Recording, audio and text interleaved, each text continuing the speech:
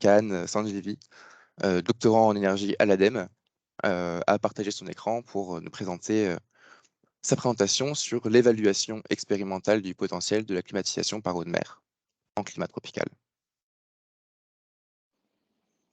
Donc, bonjour à tous, je vais partager mon écran.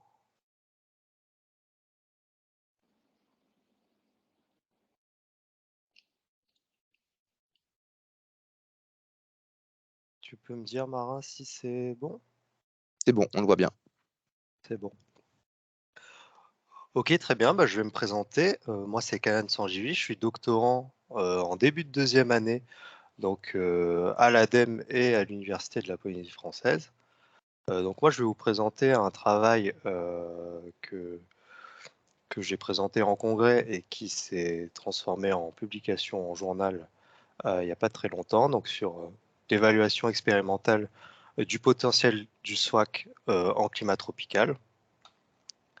Donc d'abord, je vais rappeler, même si Marin en a parlé un petit peu avant, du principe de fonctionnement du SWAC. Je vais contextualiser un peu la chose, quelle est la situation du SWAC dans le monde à l'heure actuelle. Et ensuite, je ferai un focus sur le SWAC de Tetiaroa, puisque c'est celui dont j'ai étudié le fonctionnement. On fera une analyse de ces données expérimentales et on terminera par une conclusion sur ses performances, entre autres.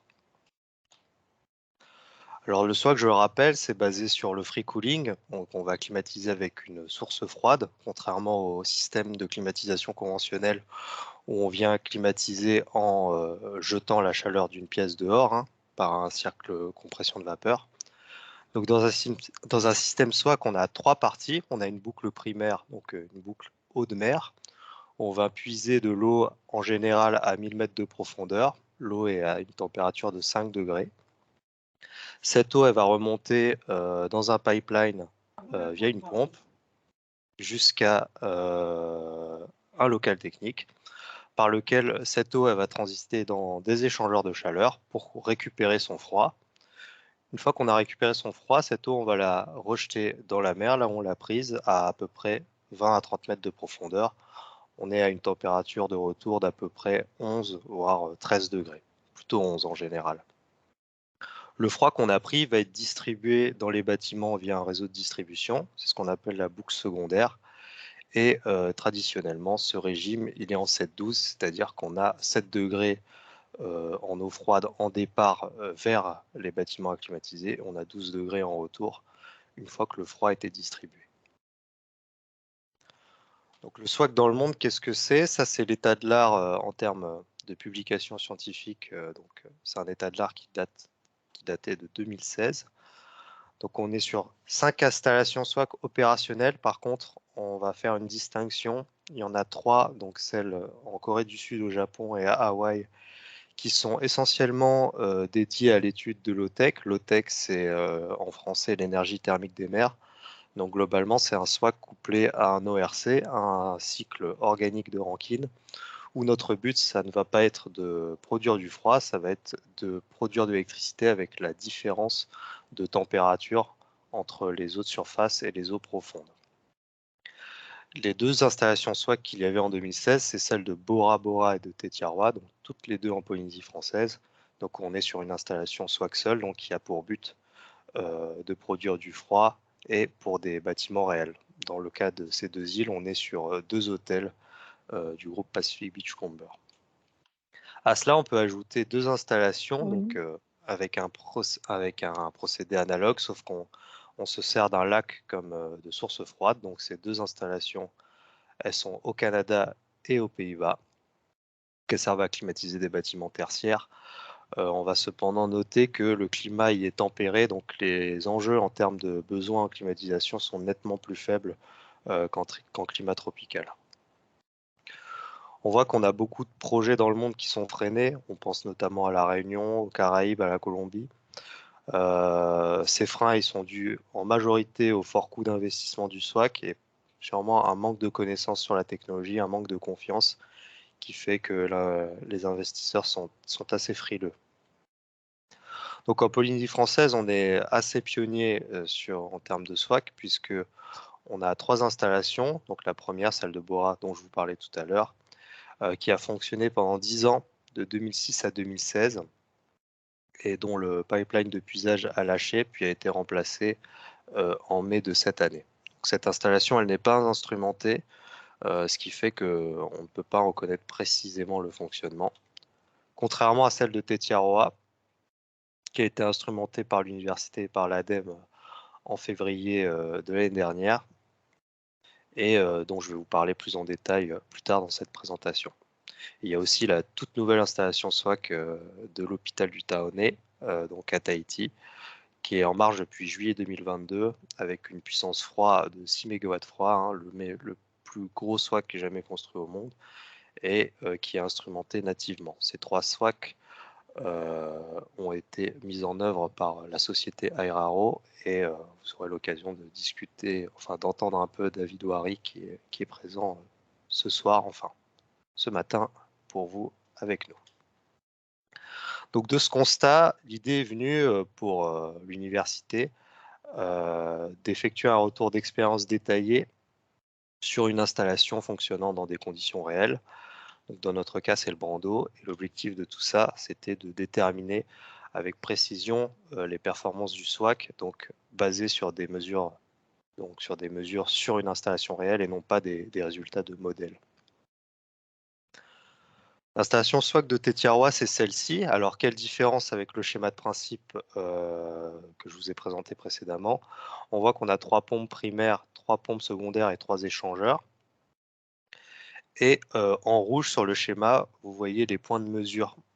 Donc, ce qu'on mesure, ce sont les températures, les débits dans chaque boucle et les puissances électriques. Pourquoi on mesure ces grandeurs en particulier? Parce qu'on cherche à calculer ce qu'on appelle l'ER ou le coefficient de performance, qui est basiquement un rapport du froid divisé par l'électricité qu'on va consommer, qui va nous servir à caractériser la performance d'un système de climatisation, donc là le SWAC, et on va pouvoir ainsi le comparer à des systèmes de climatisation conventionnels pour savoir où est-ce qu'on se situe, si on est plus performant, ou moins, ou égal. Alors un petit mot sur le réseau de distribution de Tetiaroa qui est assez particulier. Il est d'environ 3 km de long et il alimente tout l'hôtel. Donc on est sur une surface climatisée d'à peu près 7000 m² au total, donc les villas, les chambres du personnel, etc. Et il faut noter aussi que la totalité des bungalows sur Tetiaroa n'est pas encore construit, ce qui fait que le SWAC est à l'heure actuelle surdimensionné car il a été dimensionné pour les besoins de l'hôtel complet. Et sur la période de fonctionnement que je vais vous montrer, ce n'est pas le cas, donc il est surdimensionné. Alors très vite, on voit voilà les graphes sur les régimes de température du SWAC. Donc on voit sur le graphe du dessus que côté eau de mer, on est un peu différent du théorique que je vous présentais un peu avant. On a un départ, donc une arrivée de l'eau de mer dans le local technique à environ 6,5 degrés et un retour en rejet à 10 degrés. Et côté eau glacée, on n'est pas sur un 7-12, mais on est sur un départ à 8 et un retour qui est aussi entre 10,5 et 11 degrés. Et cette oscillation, c'est une oscillation journalière. Donc cela est dû au débit, on va le voir sur le graphique juste après. Les débits, ils sont là. Donc on voit que le débit eau de mer, il régule. Il y a 2 oscillations qu'on peut voir sur ce graphe. Une oscillation de basse fréquence, donc c'est l'oscillation jour-nuit dont je vous parlais tout à l'heure. Ça, c'est dû au fait que, on le verra tout à l'heure, dans cette période, c'est une période Covid. Donc l'hôtel a un besoin qui est plutôt constant au cours de la journée, sans compter les apports solaires. Donc cette différence que vous avez entre le jour et la nuit, c'est les apports solaires qui vont jouer sur le besoin en froid dans le bungalow. Donc, et l'oscillation de haute fréquence que vous voyez sur la courbe en bleu, là, ici, elle est due au placement du débitmètre. Alors, on peut le traiter pour le lisser. En fait, le débitmètre a été placé un petit peu trop près d'une singularité, ce qui fait qu'on a cette espèce de bruit sur la mesure du débit côté primaire. Pour ce qui est du secondaire, on régule très peu au niveau de la pompe. On a un débit qui est quasiment constant à environ 190 m3/h. Donc ces mesures, qu'est-ce qu'on cherche à faire? Je vous le disais, on cherche à calculer l'ER. Donc en haut, on a la chaleur sensible, donc le froid qu'on va distribuer au bac à l'eau. Donc on fait QMC delta T, je pense que vous connaissez la formule. Et en bas, on a les puissances électriques des pompes, donc ce sont des pompes triphasées, d'où le racine de 3. Et on voit pareil que côté primaire, on a une pompe qui régule suivant la variation de débit et donc la variation du besoin froid dont je vous parlais juste avant. Et côté secondaire, on régule encore une fois très peu. Donc c'est ce que je vous disais, le peu d'occupation en période Covid fait qu'on a une très faible variabilité au niveau du besoin sur la période étudiée. Et on peut remarquer aussi qu'on est sur un fonctionnement à une pompe. Sur le schéma d'avant, on a vu qu'on avait 3 pompes sur le SWAC de Tétiarois. Le SWAC a été fait pour fonctionner avec 2 pompes maximum en simultané. Donc là, on est sur un besoin qui est relativement faible par rapport à ce que le SWAC peut fournir. Donc ça, c'est dû à la fois à la période et au fait que le SWAC est surdimensionné par rapport à l'hôtel actuel. Donc on est sur un fonctionnement à une pompe. Ces deux grandeurs, on va pouvoir calculer l'ER. Donc l'ER, c'est bien le froid sur l'électricité. On distingue deux ER par contre, l'ER primaire et l'ER global. Donc l'ER primaire, ça va être le rapport entre le froid produit et la consommation des pompes seulement côté primaire, et le global, on va prendre la conso primaire et la conso secondaire. Pourquoi on fait cette distinction? Ça dépend en fait avec quel système de climatisation conventionnel on va vouloir comparer la performance du SWAC.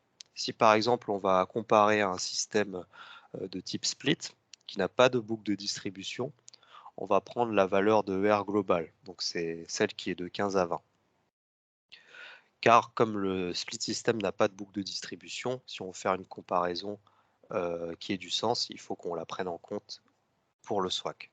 Donc pour donner une idée, là on est entre 15 et 20 pour le SWAC sur la période étudiée. On a eu des pointes à 35 sur le SWAC de Tétiaroa.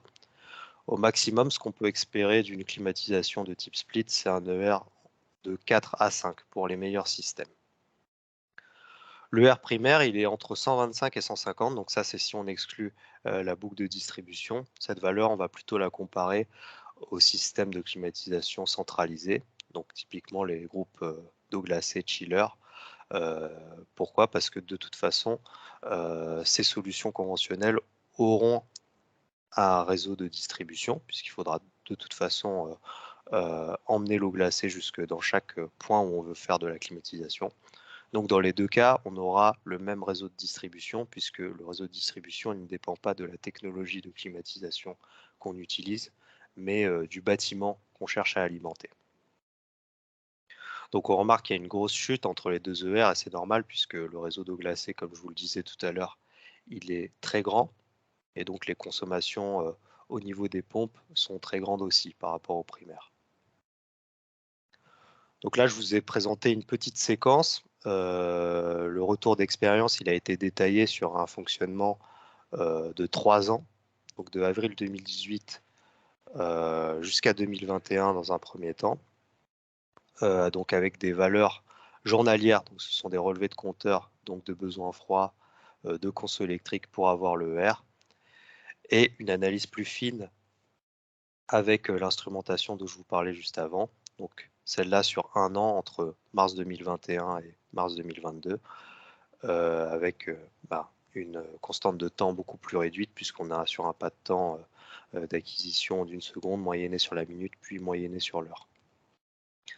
Donc ce qu'on peut retenir sur ce retour d'expérience, c'est que on a deux indicateurs de performance qu'on a moyennés. On peut espérer 140 de R primaire et environ 25 de R global. Donc le retour d'expérience complet, il est détaillé dans une publication récemment acceptée. Donc le titre est sur la diapo. Donc en conclusion, à gauche, ce que vous voyez, c'est un graphe issu du rapport Future of Cooling de l'Agence internationale de l'énergie qui résume les performances des systèmes de climatisation conventionnels. Donc là, en conclusion, on cherche à positionner le SWAC par rapport à ces solutions conventionnelles. Donc le R primaire, on avait dit qu'il était de 140, il est à comparer avec le chiller qui est tout à gauche du graphique. Donc on voit que le maximum est à 11,5, un peu en dessous de 12. Donc on est beaucoup plus performant. Et pareil, pour ce qui est de l'ER global, on va plutôt les comparer aux quatre systèmes qui sont à droite du graphique, donc les packages AC. Donc on voit qu'ils ont au maximum un ER de 7 pour un large package AC, et pour un split, on est plutôt autour de 5, comme je vous le disais tout à l'heure. En ouverture, ce qu'on peut faire, c'est qu'on peut comparer cette étude à celle des performances du nouveau SWAC installé à l'hôpital, puisqu'on est sur deux typologies de bâtiments qui sont très différentes, donc deux réseaux d'eau glacée qui sont bien différents. D'un côté, celui que je vous ai présenté à Tétiarouen, on est sur un réseau conséquent avec plein de bungalows répartis le long de la plage, là où à l'hôpital, on est sur un bâtiment qui est compact. Donc on peut espérer qu'on ait une consommation au niveau du réseau de distribution qui soit plus faible, et donc un ER global qui se rapprocherait de l'ER primaire. Merci de votre attention, et si vous avez des questions, n'hésitez pas. Merci Canan. Alors, il y a effectivement quelques questions dans le chat. Ok. Donc d'abord, on a monsieur Gondo Sénicon qui demande qui peut en bénéficier et quelles sont les structures concernées, ainsi que qui peut réaliser cette infrastructure. T'as en partie Euh, répondu déjà. oui, on est pour le SWAC, on est sur. Il faut deux choses. Il faut un gros client en termes de besoins froids et un accès aux grandes profondeurs qui soit plutôt aisé. C'est-à-dire des grandes profondeurs proches de la côte et un gros consommateur en termes de climatisation. Ok. Ensuite, on a une question de Robin Chiesa Oui, que je connais d'ailleurs. qui demande y Euh, a-t-il déjà une estimation du COP global de l'hôpital de Taoné? Alors, il doit y en avoir une, mais moi, je n'y ai pas encore accès. La convention entre l'université et l'hôpital pour que j'examine les données est en cours de signature. Donc, bah, je répondrai avec plaisir avec Robin quand j'aurai mis la main sur les données. Ok, très bien. Y a-t-il d'autres questions dans le chat? N'hésitez pas à vous manifester. Je pense qu'on est bon. Et ben c'est parfait, on va passer à la présentation suivante. Hop.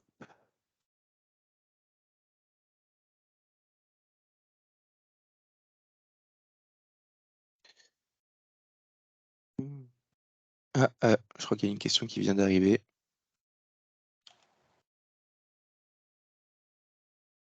Donc pour ce SWAC, question de André Charles Minza. Pour ce SWAC, quel est le coût du kilowattheure final? Je sais pas, le F, je ne sais pas ce que c'est. Quel nombre le chef? Froid. Froid. 3, pardon. Alors, bah, il est 5 fois moindre que pour une climatisation normale. Alors, il faut que je regarde la valeur, le coût du kilowattheure en Polynésie. C'est 1,8 francs Pacifique, mais ça va pas vous parler, vous qui raisonnez en euros. Donc c'est 1,8 divisé par 120. Donc on est à peu près entre 1 et 2 centimes du kilowattheure, il me semble. Très bien. Donc divisé par 25, puisque le R, si j'ai un ER de 25, ça veut dire que pour chaque kilowattheure électrique que je rentre, je ressors 25 kWh de froid. Ok. Merci pour la réponse. S'il y a d'autres questions pour Canan, sachez qu'il sera également présent à la table ronde qui commencera vers 11h. Donc, vous pouvez les garder pour ce moment-là. Tout à fait. Donc, la prochaine présentation